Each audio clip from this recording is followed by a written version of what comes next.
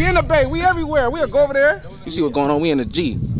Juniper. 102nd. Yeah. We was in the ESK line. Now we going to the G, to the gutter. Right here. This Grape. And we own Grape and this Grape. That's all we do. We own Grape and this Grape. We own Grape and this Grape. Whatever streets, whatever.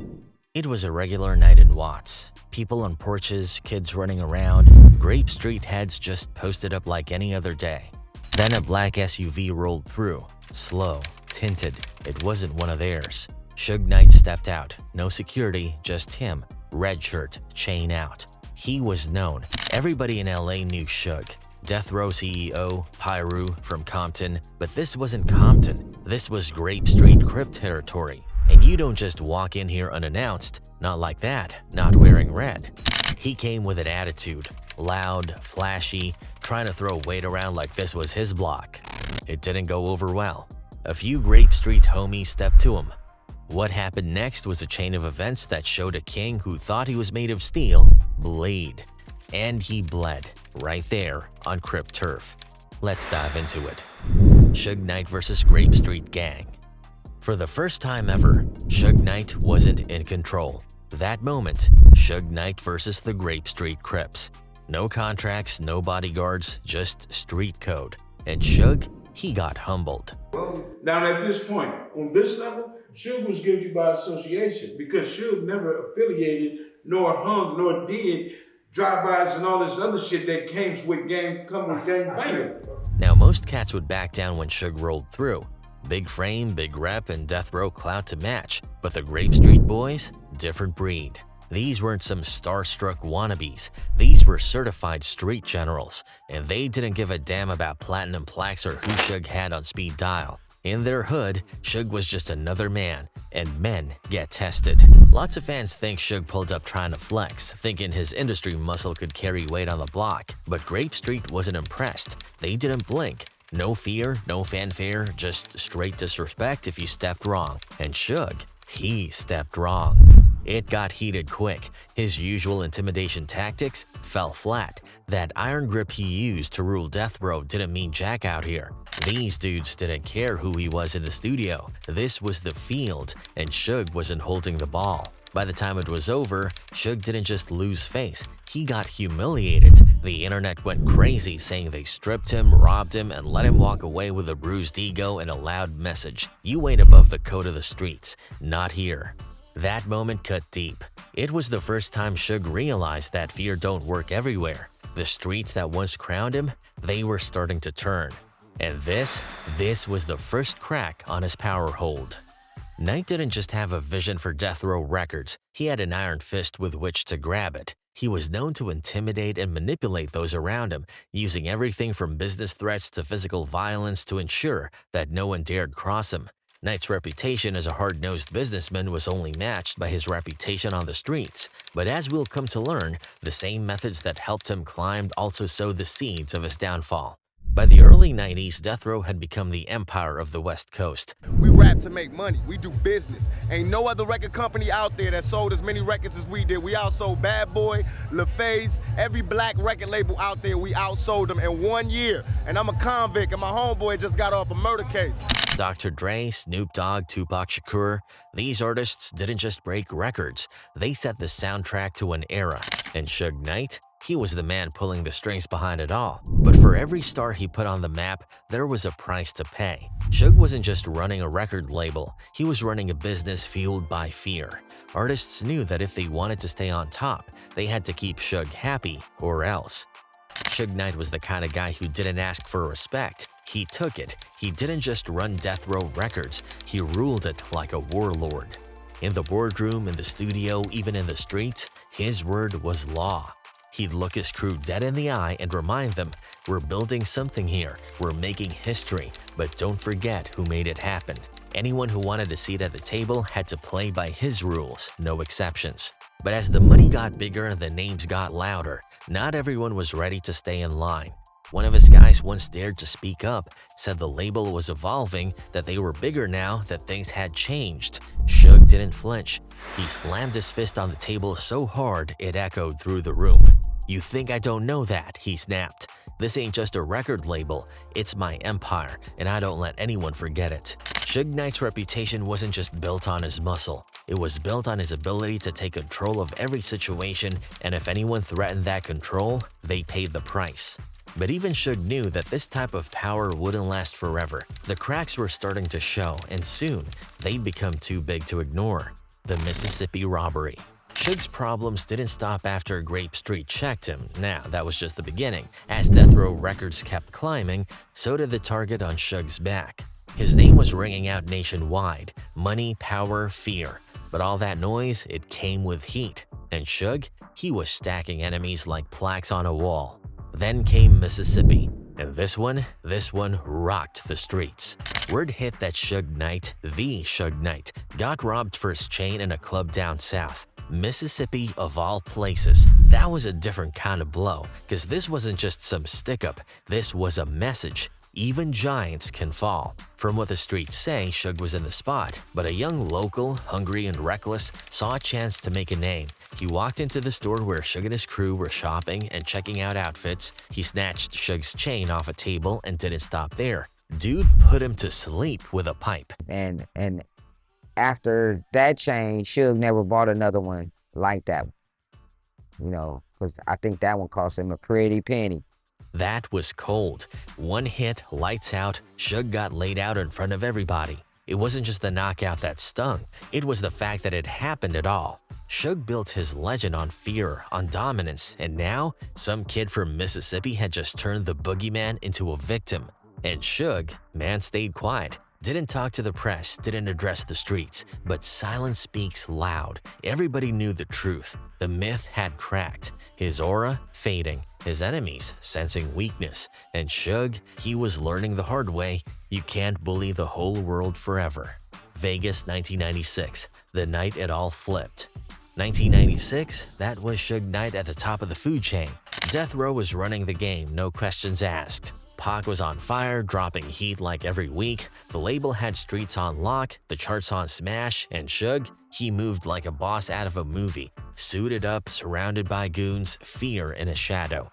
The money was stupid long. The car's foreign, the house is massive. Suge had it all, and he let everybody know it.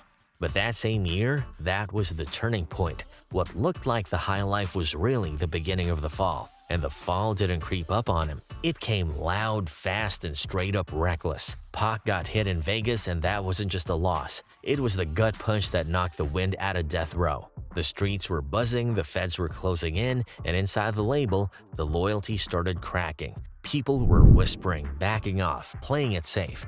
Suge thought he was still untouchable, thought the empire would ride forever. But 1996 showed him different. 1 minute you're king, next minute you're caged up, watching the empire burn. Real fast, real loud, real bloody.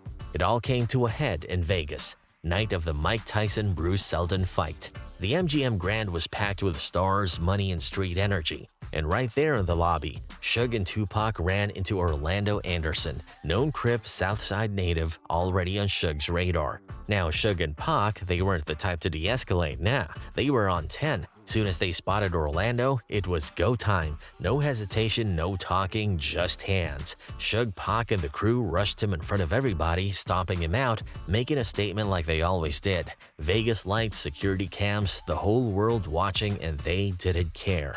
The beatdown in the lobby wasn't just some fight. It was a spark, a street-level violation that came with consequences. Because Orlando wasn't some nobody. He was tied in, and when you cross the wrong set, there's always payback. What Suge didn't realize that night, he wasn't just swinging on Anderson, he was swinging at fate. That lobby brawl was the trigger, and what came after, unstoppable. That beatdown, it wasn't just a scrap, it lit the fuse. That moment in the MGM lobby kicked off a chain reaction nobody could stop. Hours later, Vegas turned deadly. Tupac Shakur got lit up in a drive-by, ride-in shotgun with Suge on the Vegas Strip. Bullets flew, Suge caught one, but Pac, he took the real hit. 6 days later, the voice of the West was gone. And just like that, the empire started to crack. Death Row was never the same. Pac was the heart, the streets loved him, and Suge, he was left bleeding not just from the head, but from the game itself. That night wasn't just Pac's end, it was the start of Suge's slow downfall. The fear faded, the mystique died, and the wolves started to circle. When Tupac died, Suge Knight lost more than just an artist. He lost his most valuable ally, his partner in crime, the one person who could have helped carry the death row torch forward. Suge's empire was built on Tupac's name, and now, with him gone, it was beginning to crumble. By 2009, Suge wasn't the boogeyman no more. The cash dried up, the hitters disappeared, and his name didn't shake rooms like it used to. The crown was heavy and slipping. Then came the night that sealed it, Vegas, a packed club. Lights flashing, music bumping, and Suge Knight, the man who once ran the streets, caught slipping in front of everybody. Word is it was over the same old disrespect, but Suge ran into the wrong one that night. Akon's bodyguard, a young cat with hands. No talking, no warning, dude just rocked Suge clean, dropped him flat. All that. Well, it was a lot going on, and it was a lot of, everybody was kind of tipsy except me because I'm completely sober all the time, so I clearly saw everything that happened. The first punch came from 2 T's to his homie. Okay. Because at the moment when I grabbed him by the neck and started talking to him, the homie looked like he was about to pull. Yeah. And that's when 2 T's hooked off on him. Homie fell, and the gun fell to the floor with it. And at that moment, that's when Ja hooked off on Suge. And knocked him out. And Suge fell down in slow motion. Yeah. The man who used to punk legends, now he was the one laid out on the floor, looking like a has-been. In the streets, they ain't got no mercy. Laughter echoed louder than gunshots. Memes flew. Blogs ran wild. Suge's pressing charges, that was the final L. Ain't no paperwork in the code he used to preach, but there he was, trading fists for lawsuits. That knockout didn't just hit his jaw, it cracked the last piece of fear he had left in the game. From death row to dead jokes, that night proved it. Suge's reign was done. Bruce Richardson, the Kung Fu gangster. But Suge's wildest beatdown, that came from somebody nobody saw coming, Bruce Richardson. Bruce was the quiet type, moved like a shadow, but in the streets, folks whispered about him, said he had them Shaolin hands, that Kung Fu type flow, and when Bruce stepped to Suge, he did it like he ain't never feared a man in his life. The internet blew up. Fists started flying, Suge caught hands he didn't even see coming. No bodyguards, no entourage, no warning, just Suge getting folded in front of everybody like laundry. Bruce wasn't just some random cat off the curb, nah, he used to ride with Suge, roll deep, but somewhere along the line he got tired of the barking, the flexing, the power trips, so when things finally popped off, Bruce didn't yell, didn't posture, he just moved. Hands, feet, precision. It wasn't even a fight, it was a martial arts clinic. The same Suge who made grown men shake in rooms, now laid out and quiet. And once that story hit the streets, oh, it was a wrap. Memes flew, OGs shook their heads. Keefe D said it best. Man, Suge got beat up by a dude who knew Kung Fu. I was on the other side of the room, but shit, that boy Bruce Richardson beat their ass. You know what I'm saying? I guess he knew karate? Yeah. Bad motherfucker, he beat their ass, beat both of their ass. That right there, legendary. The kind of story that gets passed down at dice games and tattoo shops. The boogeyman got beat by his own shadow. The Miami shooting, Jimmy Henchman's revenge. But the beatdowns didn't stop with fists. The next hit came in Miami, and this one wasn't about bruises. It was bullets, gunplay, a whole different level of warning. And the man behind it, Jimmy Henchman. Name rang bells in the streets and boardrooms alike. He wasn't just some goon, he was a strategist, an industry shot caller with real muscle. Street certified, plugged into both hip-hop royalty and the kind of figures you don't meet twice. See, Henchman didn't play about respect, and Suge had crossed the line. It wasn't just industry beef, it was personal. Henchman had his hands in a lot, managing top-tier artists, moving behind the scenes, controlling narratives. Word is he was tight with Dre and with others Suge had tried to push around. That pressure Suge used to apply in LA, it didn't fly everywhere. In Miami, there were different rules, different kings, and Henchman had his own kingdom. So when shots rang out, it wasn't random, it was orchestrated. A message in lead. Suge wasn't just dealing with ex-friends and bitter artists anymore, he was crossing men who played chess, not checkers. And unlike Suge, they didn't need to bark to show their bite. They just moved. Quiet, cold, calculated. That hit in Miami, it shook Suge. Didn't drop him, but it rattled the throne. let him know he wasn't feared everywhere, and that the game he once ran with an iron fist, it had evolved. New rules, new players, ones who weren't afraid to pull triggers when words failed. Suge had been wildin', clowning Dr. Dre, talking reckless, throwing shade like the crown still fit, but he forgot some men don't play. Henchman was loyal, protective, and had reach, and when Suge crossed that line, Jimmy made a decision. Word is they pulled up on him in Miami. No warnings, just bullets. Suge took one, still walked like he was untouchable, like lead didn't mean nothing, but those who knew, they said the fear showed. It was buried, yeah, but it was there. A crack in the armor, a glitch in the myth. Suge wasn't a god anymore. He was a man, bleeding, limping, humbled. But the coldest betrayal didn't come from rivals. It came from inside, the Bloods, his own circle. The same people who rode with him, built the death row empire with him, turned on him. Loyalty in that world is always conditional, and Suge Knight learned that the hard way.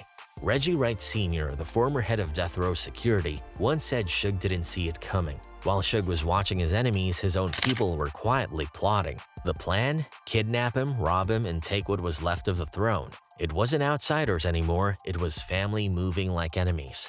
Wright said the signs were always there. Suge ran death row like a war camp, through fear, fists, and unchecked power. That kind of leadership doesn't last forever. Eventually, the mood inside death row shifted. People stopped showing love and started showing teeth.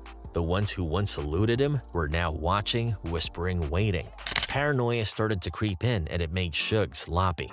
He started suspecting everyone but never suspected the truth. They were already done with him. Even his own security team began distancing themselves. They saw where it was headed. Suge had burned too many bridges, drained every well, and turned friends into threats. The most painful betrayal didn't come from a rival. It came from George Williams, a man who had once stood by Suge's side, keeping his empire intact. Then came the final blow, George Williams. This wasn't just some muscle. George was the core, Suge's right hand, the guy who kept the wolves at bay and made sure no one touched the boss. But even George had a breaking point. The constant drama, the ego trips, the fallout with artists, lawsuits, and street beef, it all wore him down. One day, George pulled Suge aside and gave him the realest talk he'd ever hear. Change your ways or you'll lose everything, maybe even your life. Suge laughed it off, thinking he was still untouchable. He was wrong. That moment marked the beginning of the end. George didn't argue, he just stepped back. He stopped protecting the empire, and without him, it started to fall apart fast. Suge dismissed it, laughing it off, still believing in his invincibility. That moment, that arrogance, marked the beginning of his downfall. Suge had given the game heat. He built a movement, shifted the sound of West Coast rap, turned street stories into corporate threats. But he ruled through intimidation. He never figured out how to evolve. Eventually, all that fear he used to build the kingdom came back for him. No one was afraid anymore. They were ready. Now, Suge isn't the king. He's the warning, a name that still echoes, but not with respect, just regret. He's a case study in how not to hold power, a lesson in what happens when you think the throne can't be snatched. And when young hustlers start flexing like they're bulletproof, someone always checks them with the same reminder. Don't forget Suge Knight, and that night on Grape Street when the boogeyman got checked. Because in the hood, respect isn't owed, it's earned. And no matter how high you climb, it never lasts forever.